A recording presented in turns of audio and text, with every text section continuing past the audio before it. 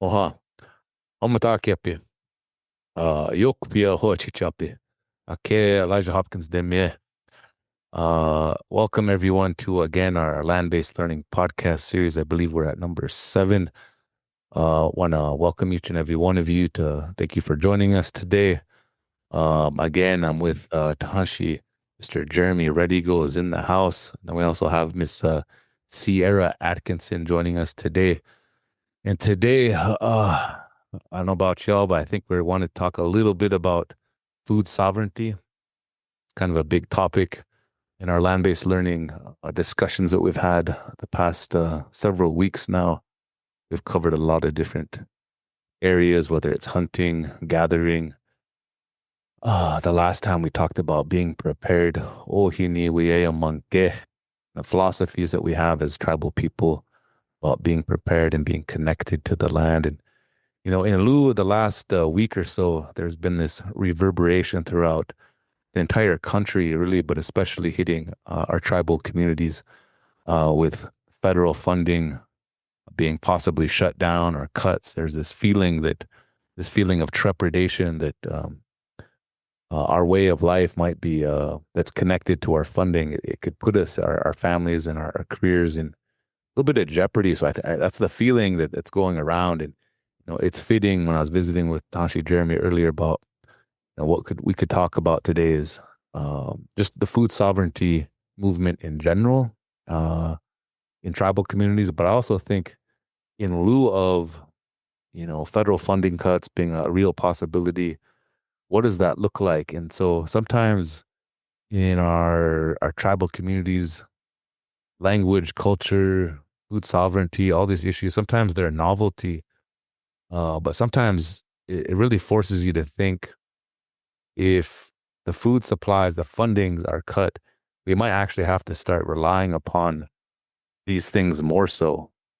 Food, it might be a necessity, not just like something that we just kind of want to do, or more like a hobby, right? And so I think it forces us to be more real about some of the choices that we make as far as like food sovereignty. We might be forced to do so.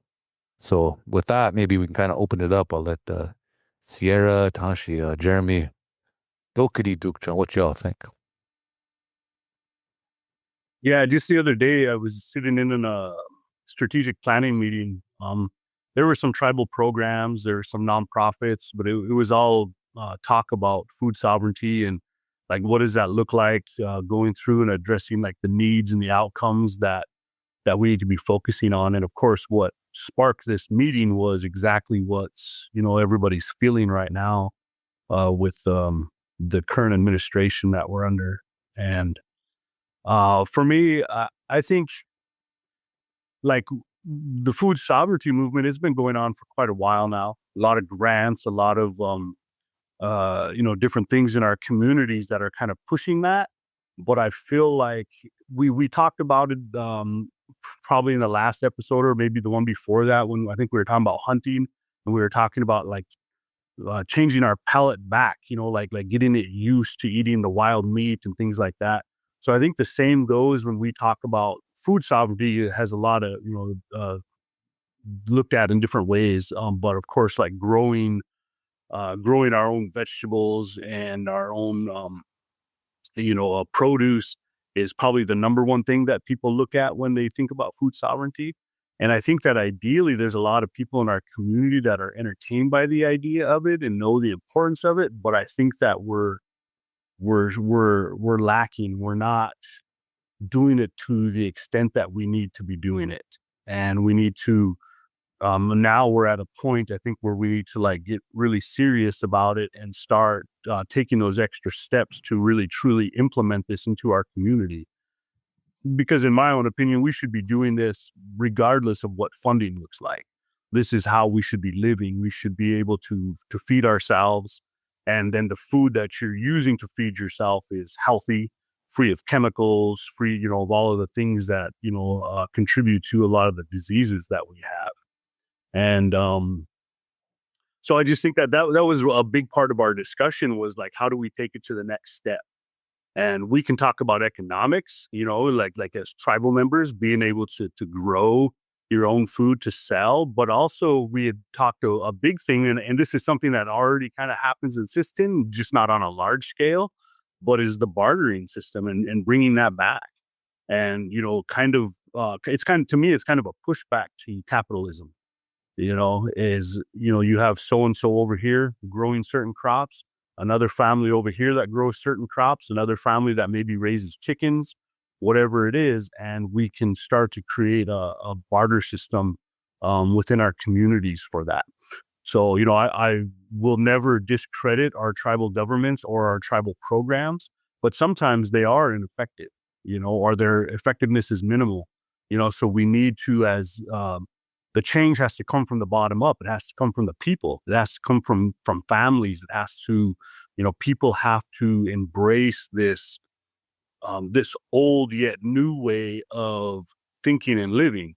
And about probably 8 years ago, all of the 7 districts on our reservation were creating community gardens. And I remember Unkana Joe Williams, he kind of laughed about it because he was like, who is that going to feed? Because these were little tiny community gardens that wouldn't even support one family, let alone multiple families.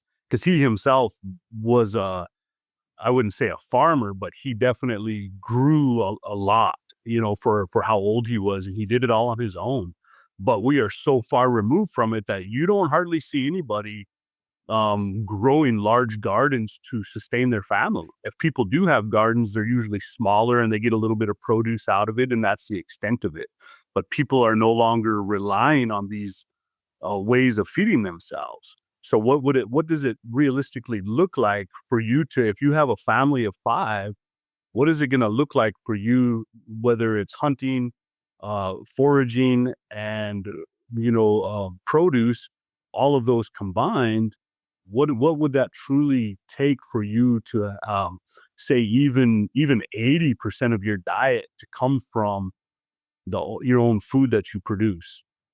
I don't think that anybody really takes the time to understand how much work and how much effort that would take to be able to do that, let alone the fact that we also have people in our communities that maybe, elderly, handicap, whatever the situation is, that don't have the ability to do those things. So then we have to factor those into this also as we move forward. We should be, our tribal government should be in a place where they are, taking the lead in this. But in the reality, in some communities, that may not be happening. So it's going to be left up to the people, to the individual families to implement this. But those are, some of the things I was thinking about. The podcast that I sent you earlier, it was really interesting listening to Dickey when he was talking on there. It was funny. The person doing the interview kept trying to like reel him back, to specifically talk about food, but he was talking about everything except for food. But it was relevant because he was talking about what happened to our people. He's talking about our intelligence has been manipulated, that we've been dumbed down, and that we no longer, that we focus on our inabilities instead of our capabilities. And then also the policies that have been put in place by tribal, by BIA, by all of these different agencies when it comes to the management of our own land, being able to have control of our land, be what we can do and can't do with our own land. So these are all discussions that need to be had in addition to food sovereignty, because they impact and affect how we move forward with these. Yeah, I think it's a big discussion, but it's definitely something that we need to start acting on. I think that we're at a place right now where it's really crucial, regardless of what happens funding wise. Our climate change, the health and wellness for our people with cancers and diabetes, all these things, they're all connected to it. And I truly believe if we take control of our own food, then it's naturally going to help us to heal the land, and it's going to help us to heal our bodies. Yeah. My immediate thoughts were, so with food sovereignty, when I think about, you raise these questions about, well, how would we do this so there's an individual level, like a family level, a community level. Then there's like the at a nation, a national level, right? And so then there's like the tribal movement, how they view food sovereignty. And so like from my own experience, we view our family, small scale gardening at this point, honestly, just as like a learning thing, like a learning process. It's like, last March, you invited me to the Water Lily Institute with Tumi Faith, Spot Eagle. I was down there visiting, got to learn a lot. When I was there, they were able to share some white corn with me. So in addition to that, we planted some of that.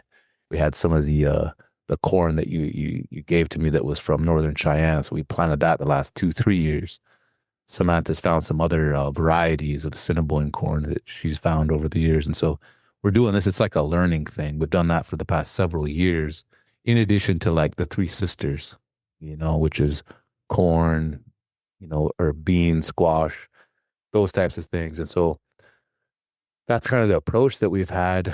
But moving forward, is that really sustainable, right? For our family? Not really, and I'm not like trained in like ethnobotany or any of that type of stuff, but like when you just think about calorie intake, that's hardly anything. And I think of the tremendous amount of work that goes into it, right? Just for that little plot that we got. And so, but so there's that, right? And then when you talk about bartering, I think that's huge, man. That's like something that we've really gotten away from. And then certain people, like we've in order to hustle, we just do it, right? Like in order to get by. But a lot of us that have been like comfortable with a regular paycheck, that we're used to going to the store constantly. It's like we might have to rethink our process on what bartering looks like. And it is a pushback from capitalism and from the dollar.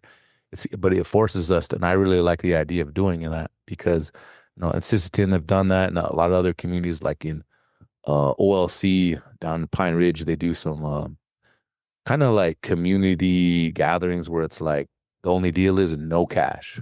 You go there, it doesn't matter whether you're bringing food, whether you're bringing items that you make, whatever you as a vendor or an artist have that you want to share and you want to barter, you go there, there's an exchange, but there's no money. And so we've thought about ways to replicate that here. And I think that's kind of the way to go because honestly, realistically, if we're not organized and we're not like thinking about it, it's self-defeating. Like, let's say everyone in Poplar, if we all start wanting to do it individually and we all just grow a bunch of corn, we're not talking to each other and like we're just gonna have like, everyone's just gonna grow corn or just squash. It's not efficient, right? So we have to like certain people I think are just better at certain things than others. Like with anything, we have certain talents. So I think thinking about those things, that's what comes to mind. It's like how can we like survive as a community? It would take discussion. It takes this not having a reliance on a dollar as the mechanism, but getting back to that barter, but figuring out what we're kind of good at, but in some ways being good at a lot of things like planting, gardening, heart hunting, preserving the food. But also it's like there should be a discussion within the community about who can do what based on what maybe access to land, water that they have in building something like that moving forward. Who knows, maybe a year from now, like the government frees funding, maybe it's not even a thing, right? We just go back to business as usual, just like when COVID hit, it was like, but it sent a shock for people to start like really thinking about, well, what if the food trucks quit running? They say we're in a food desert. Well, we don't agree with that because there's still food around here. It's just not like in the stores, but like we have to really start thinking about how we can start preserving food, what other sources of protein, how we can take care of our family without a reliance on that. So I think there's going to be an easy way and then there's a hard way. And the easy way is us going about it methodically and getting a little bit better at it over time. But there might become a time where we're just forced to do it, And so those are types of things I think that can benefit from, this type of discussion. And so, and yeah, like with Dexy Moves Camp, man, it's like, like you always say, man, Dexy John, Daku Oto, Kwak, like there's a lot of things connect all this. So we try to parcel out just food sovereignty. It's like, Yeah, we can talk about some of that stuff, but really there's the mentality that goes into it. There's so much of our culture and that are connected to those things that it's hard to really to separate those things because they're all really connected. So and then visiting with Sierra, since she's been working at the college here, I know she's had some experience working at like an organic farm and things like that. What do you think, Sierra, about the some of the stuff that we talked about? Well, I think it's a very large subject as we're kind of trying to piece it out. I also kind of thought about trade between tribes, how we could, that's happened. You know, during COVID, the Cheyennes got shipments of like wild rice from Minnesota and salmon too from another tribe on the coast. Um, but it's just, I don't know, it's just such a big subject. I also kind of think about like our own garden that we've had for about 4 years now. I can kind of, I guess my kind of focus right now is kind of like more on small scale, just kind of at our house. But we did a no-till garden where we brought in a bunch of material from the area. Kind of did some research on like different gardening methods. But one thing that we kind of decided to do away with was growing tomatoes. Just kind of like a lot of people are like, oh yeah, it's the best, they do taste really good. And I do grow some cherry tomatoes still just to have and eat. But they take a lot of water and a lot of time and a lot of effort, I guess. They're kind of more finicky. So we kind of focus more on squash. Like we have like butternut squash, spaghetti squash, things that we can use throughout the winter time and kind of preserve better. But I do think that it's essential and it's tied, like you guys already said, directly tied to our health and trying to just become a healthier community is trying to work together and be healthier in that way. And I kind of also wonder if maybe we do, I don't know how to say this, not need a crisis, but maybe we're not gonna kind of do it unless we create or have like some kind of a something to kind of kick us that way. Because we are can be very content in how we live. It's even me, like I've tried different things, implemented different things, but it's easy to just kind of fall in. So maybe that like larger, just trying to have these conversations and surround yourself with those kind of people that are interested in the same things and think it's important too.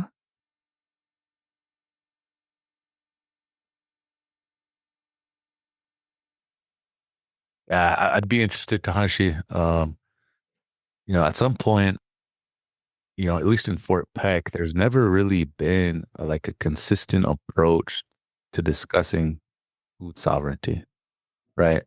And so it was a couple weeks back, we had the Tatanka Omnichia, our Buffalo meeting. And so I know both of you were there, and I think that's connected to our food sovereignty. That there was a lot of information shared about, just the buffalo herd in general. But even things like starting out would be like, there's buffalo hunts. I think that was one of the key takeaways from that was that there's a surplus in the herd, and there's a way to like, I guess, cull the herd to have what I guess a healthy herd would be. But getting that, like, I think my part, and along with my wife Samantha, is to do our best to introduce buffalo back into the palate at community college. But it's slow going. It takes time, and like even when we were at that meeting, we were sharing this information. A lot of our native people just don't like buffalo. But I think, um, I guess the pushback, we just keep doing it. Keep introducing things, normalize, I guess, traditional foods, but they're just foods, right? We want to,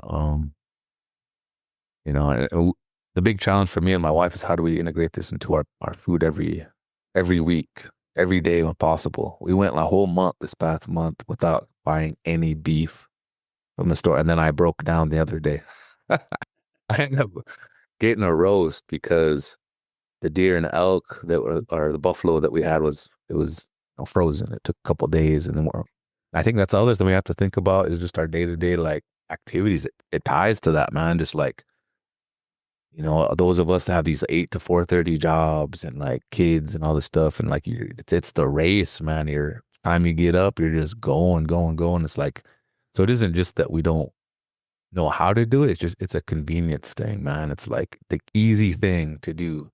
Just go to the store and get some food. And so like breaking out of that, man, it just requires some of us, whether it's like one of our family members has the ability to like stay home and cook more, but like those are things that we just gotta be more like thoughtful. And that comes down to preparation, man. So like it would be good at some point down the road to get like a group of people to talk about this. Like how do we normalize like within the food sovereignty movement, not just like talking about it and like growing it, but like bartering with it. And how do we normalize just cooking food like that in the day? How do you enact it into your everyday life, with everything that we're up against in our expectations of society? It becomes difficult. And yeah, it does, man. And like, I know it's possible. I know it's possible because like when I sit around the dinner table and we're having spaghetti with elk hamburger, right? We still use some of the like pasta, which probably isn't very good for us. We're still using like non-organic tomato sauce, but I'll mix it in with the elk. So I feel like I'm getting a little bit better, right? What I notice, I'm hearing a little bit less and less complaints from my kids about, oh, Dad, this doesn't smell very good. This, what is this? So even my 4, 5, 6-year-old daughter, when we first started those first like few weeks, it was like now I don't know if it's because we're not reacting to their complaints, but like it's becoming normalized where I didn't hear a peep from them the other day when we were having elk spaghetti.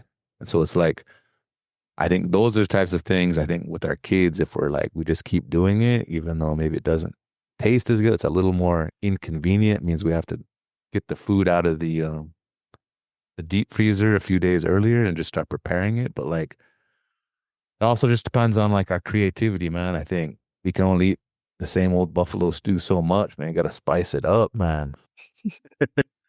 Yeah, I think today we are just so convenienced with everything, like because you can literally just stop and go in anywhere to get food, right?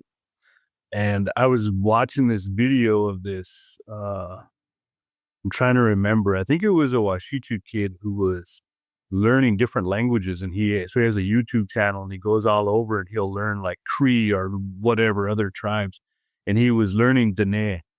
And so here there was a family from down there that said they would take him in for a week or something like that. I can't remember. Anyway, so in his video, he goes with his family and they travel out to where they live, and it's way in the middle of nowhere.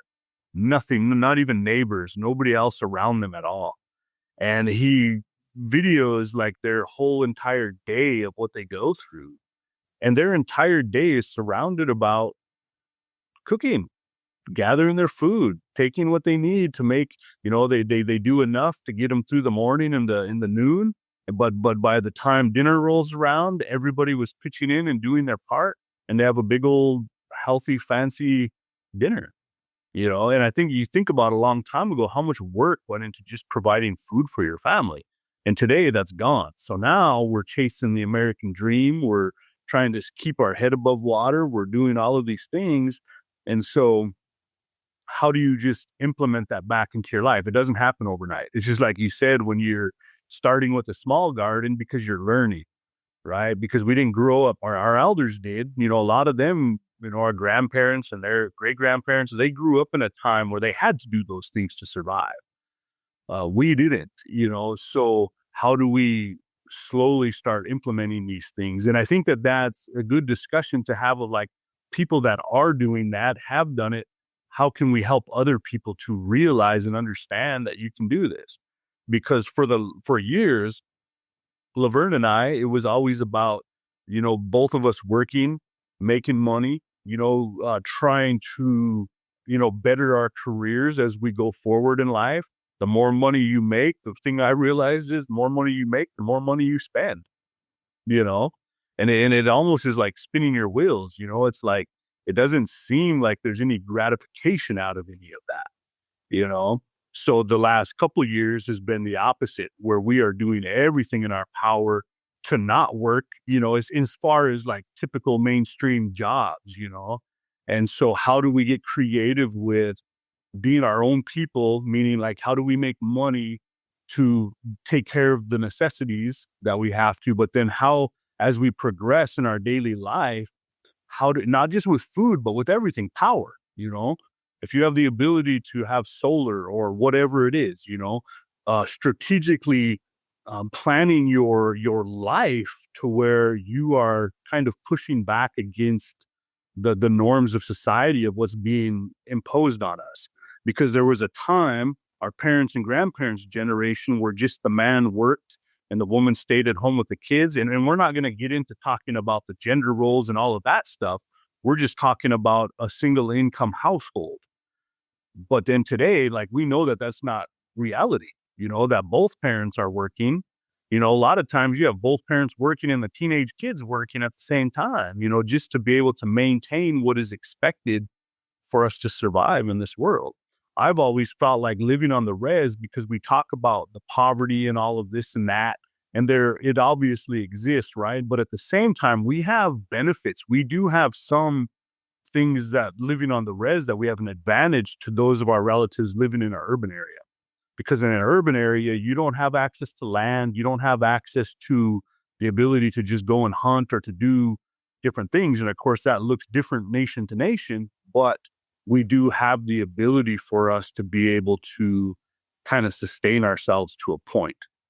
So that's where we're at in our family, is just constantly every year challenging ourselves to have less and less monthly bills and more experience and knowledge in how to provide for ourselves, whether it's burning wood, having solar, finding creative ways to insulate your home, whatever it is, And so the food is a big part of that. How do we realize that we should be spending all of this immense amount of time on feeding ourselves because our health depends on it? Because if we don't do that, we're gonna get sick, and chances are we're gonna die from some type of illness related to the food that we are consuming, with or without budget cuts. When I think about what you're saying is kind of like a quality of life question, like what's gonna make us happy and healthy? And our world right now isn't really set up to make us happy and healthy. Yeah. And then, so kind of going back to your resource, like the resources that you have on the reservation, the STEM grant that I'm a part of, I went to Washington, D.C., and all the project directors were given presentations, and I don't have to do it until this coming summer, but they were all in labs. Like, everything that they had was like, pipetting things in, and they were stuck in these urban settings, like inner city settings, and I was just like, we don't have that. And at first I was like self-conscious, like, we don't have that kind of a lab. That's not our science setting. But then that second day I had the realization that, like, we have these natural resources, that these people don't have, and they don't have the ability to go out and do the type of research that we do. So I'm super excited this year to be able to go and show like a drone footage of the buffalo pasture and kind of the river and just these amazing resources that we do have. And then I've talked about it before with a couple other people, but like back home, I'm Northern Cheyenne from Muddy Creek. Just kidding. Um, we have this like disparity mindset, right? That like we don't have our language, we're losing this, we're losing that. And I kind of wonder, like, where did that stem from? Like, who started telling us that? Like, was it our elders? Was it the boarding school system? Like, I don't know where that came from, but that's what I grew up knowing or thinking, is like, we don't have these things, we're losing these things. But like, what if we flipped it to where we're just like constantly celebrating? Like, look at how much we have, there's tribes that don't know their language at all. They lost it on the East Coast. Or, I mean, a lot of them did. So, like, what we do have is valuable. And like the knowledge of the land and of these plants and how to process our food, like all of that is super valuable. So for us to be able to like celebrate it, and I feel like that's a big step, or that would be a big step to like just value it for what it is. It's like an amazing thing that we still have that in our communities. Yeah, and I think that going back to the podcast that I had sent Tashi Elijah earlier with Dickie Moosecamp on there, and that's exactly what he said. Our intelligence has been manipulated. And so to me, the way I understand that is that is how our communities are now. We were jaded. We have no trust. So everything is from a manipulated perspective. It is from a negative perspective. And so we look at what we don't have instead of looking at what we have. And if we could learn to switch that, because we have people in our communities that are extremely intelligent, we have hardworking people. We still, even though it's twisted and kind of dysfunctional today, we still have the communal setting. We still have the tribalism that is inherent in our DNA. And when we have that, that means that we have people the ability to come together to do things for each other. And our relative up here, Dennis Gill, they have their makoche, their makoche kikchupi, they're it's mainly like a land back type thing with Waziatawi, his companion, and they raised 100,000. They purchased that land over by Upper Sioux, and then they building those earth lodges. But all of his grandkids, or a lot of his grandkids, they're living up there. And so the other day, we have a tribal member who's a part of this grassroots food sovereignty. She also does like medicinal, like when COVID happened, she was making baskets and delivering them to all the families that had COVID. And she had gotten some kind of like, I think it was from Indian Collective or something. I don't know. She got some kind of award anyway. So she took that money and she's investing further into her passion, which is this food sovereignty movement, having gardens, growing our medicines and our foods. And so she has this land that she's leasing from the tribe to create this. But she needed wood cleared out. So we went down and there was a bunch of us, probably like 10 of us. And we just spent the entire day giving her, helping her by spinning and cutting out all of these trees and these shelter belts, and then turn around and we take that wood and we use it for, whether it's for a nipi or for, to heat our homes or whatever. But it was just really awesome to see everybody come together. Nobody getting paid for it. Nobody, nothing. It's reciprocal. She's getting a benefit out of it, and then we're getting a benefit out of it. So those are the types of things that we need to be looking at within our community, and it's just changing that mindset, and start looking at the positive that we have and the strengths that we have instead of all of the negative.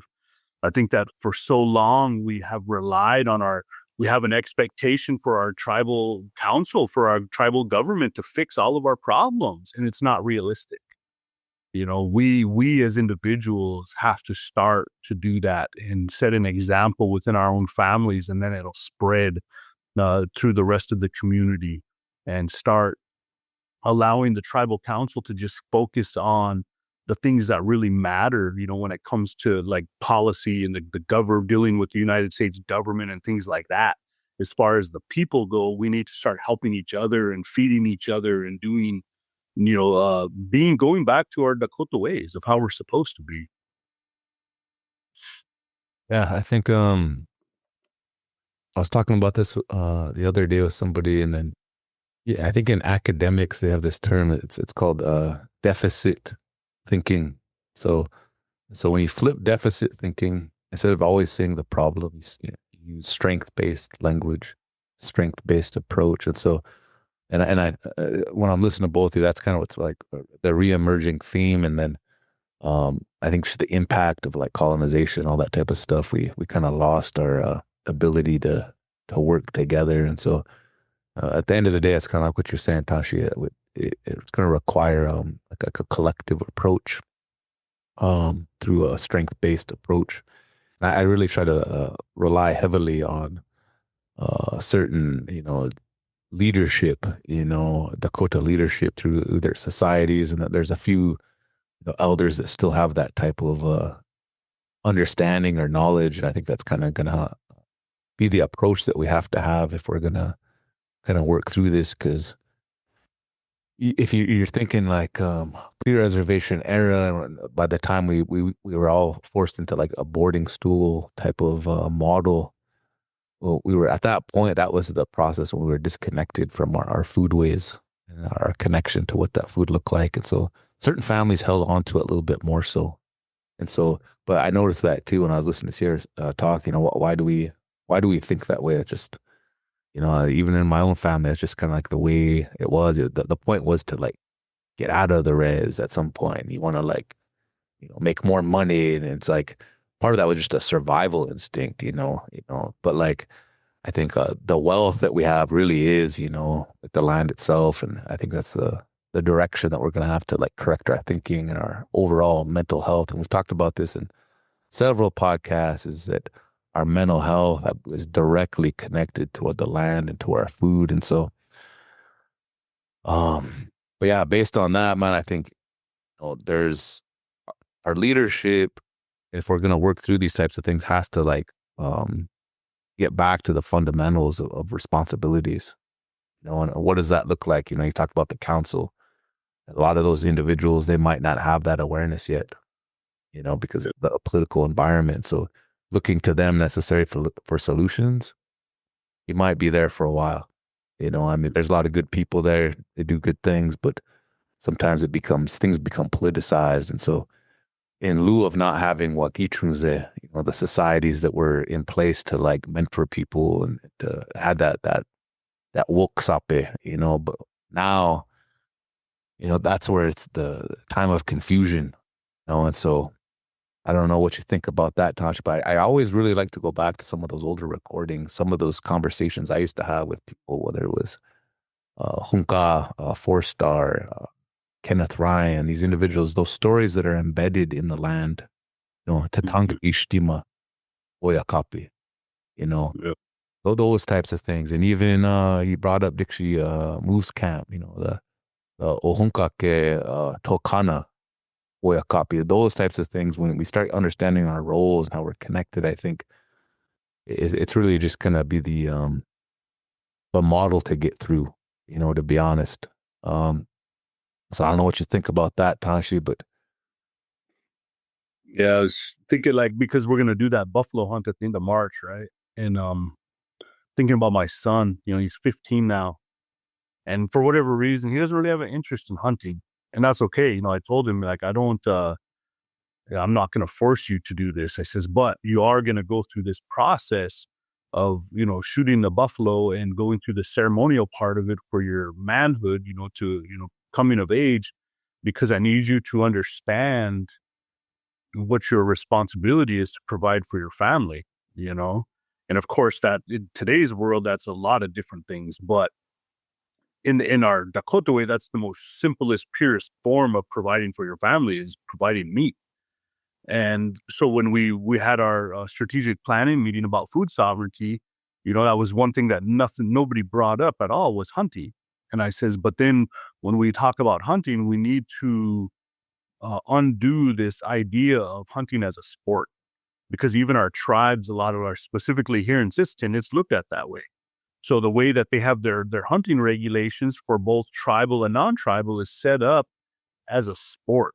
And that's their approach to these things, where we need to start getting back to doing this for subsistence, that this is how we can survive and, have the sustainability of our, the animals, the deer, whatever it is.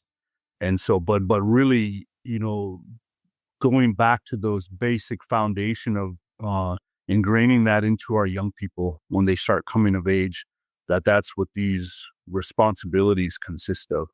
And I think that as they get older and they go into positions, leadership positions, wherever, working for different programs or being on council or anything like that, if we're raising them with those morals and values, it's going to impact how the decisions that they're going to make when they're in those positions. So I think everything comes back to that, to the young people. Mm-hmm. Yeah, the last week, really busy week last week. Holy smokes! But I had the mental health service providers. We contracted around them at the college here, and so they were here all week, Tuesday through Thursday, and then Friday we had an event through grant funding. We wanted to do a Native Wellness Institute. So this organization, they came out. They had one lady. Were you over there, Sierra? Okay, her last name was Laura. She was Laura Newbreast from Blackfeet. And then there was another individual from, it's like Kiowa from down south, young guy. I wasn't able to go over there for very long, but when they were talking about Native wellness, it was a community icebreaker. We didn't have quite the turnout that I was hoping at first, but it was the initial first time for them to come up here. I want to have them up there once a month. But after visiting both of them for a good half an hour, basically the whole wellness initiation, all of our conversations revolved around the land. It was really, these are my kind of peeps, man. I was like, I wish I could just kind of ditch my administrative hat sometimes and just come back and like, and just go through them all. And I actually am planning on doing that later on. Because everything, when I was talking to him, I was like, yeah, man, I wear a couple different hats. I said, but the main thing, I said, it all has to do with the land, whether we call it food sovereignty, whether we call it a buffalo hunt, everything is all of the most engaging things that I like to do. And that when the people in my network that we all have a commonality, it has to do with our experiences, direct, firsthand experiential land-based learning events. Those are the things that, and that the cool thing when I was talking to her, like, oh yeah. And I was like, you don't know until you know, man. You don't know. There's only so much you can talk about, man. It's like, but when you're actually there, I said, those are the types of things. I think when you're talking about your kid, when you're creating those memories for them at some point, maybe later on when they go from Koshka to Wichasha, they'll have that foundation, that base to rely back on and be like, hey, my Mihunkake, they were trying to teach me something, and I have this foundation to draw upon. So I think that's the value of that, even if it's little things, but those coming of age ceremonies, they need to come back. I think that one of the ways that we do it is through some of the food. Yeah. Wasna and whatnot. But yeah, and then the other thing I'm thinking of is like, getting out of this, the grant mentality, the funding, we're all guilty of that to a degree, and they're helpful. But a lot of times it's hard to parcel out the reporting aspects and doing all this stuff. But at the end of the day, having not just food sovereignty and organic foods, but having organic conversations, organic meetings with the community members and with you. And it all starts with your family, like you were saying, Tasha. But I think before a sustainable long-term change happens, it really, you have to be accountable within our own families. Yep. Well, I don't know how long we've been going, man, but we can, unless there's any closing comments, but I think we covered some good things, made some good tracks. What about you, Sierra? You got any closing comments? Anything you want to visit with us about? I know there's a lot, but whatever. It is a lot of work. Good work ethic, firstly. I think it's a good time to have this conversation. It's what, February?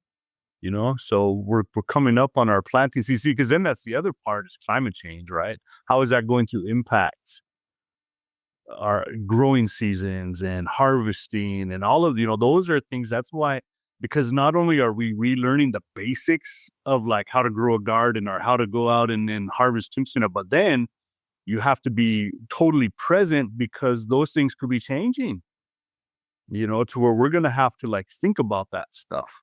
What are we going to do if it's snowing or freezing temperatures in July? Like who knows? Because the way things have been going, like there's no telling what's going to happen. And that's what this Hopi farmer that I listened to give a presentation. He has a documentary out, but he said he's like 128th generation farmer or something like that, you know. But he would talk how the Hopis they plant their corn like a foot or two deep because they don't use irrigation. They strictly go off rainwater. But their corn has adapted to their climate. And so he says it's very crucial that you plant, if you have a strain or a certain type of crop that you grow corn or whatever, you have to grow it every year, no matter what, even if it's just for seed, because it will adapt and change to the changing climate. You know, so that's why I think this is so crucial that people get serious about this, because there's nothing to say, even if we learn to be good gardeners or good hunters or good whatever, if the animals aren't migrating the way they used to be, the geese aren't migrating how they used to be, and you can just you know that by just observing and paying attention. So that's going to impact our methods of how we do these things. And the only way we're going to adapt and evolve and change to it, we can't let fear take over. These things have happened in the past. They've happened, you know, thousands of years ago, and our people had to adapt to those things. And I think that is really one thing that makes Native people who we are, is the ability to adapt to those changing climates or whatever it is that's, you know, we're dealing with. So that's just kind of a closing comment that I have for this discussion. Yeah, and then when I was listening to the Native wellness speaker briefly last week, she was talking about in their culture too, you know, with the Blackfeet, they have their own separate stories about the cosmos, the stars, navigating the stars, and how they got to where they're at. It's Pikuni people, but a lot of it had to do, she said, specifically with climate change. It's been a part of our history. Maybe they were in tune with the land, and when things changed, they moved to different places. And so I think whether it's in our latent memory, I think is what they call it, we've all had to adapt over time otherwise we just wouldn't have been here. And I think all of our tribes, we lived in different parts of the country, East Coast, the Anishinaabe, that's part of their migration story as well. So, unless there's any other comments, I think we're good. Bitakepi. Dokshta kewa cheka piktudo. Oh, stop.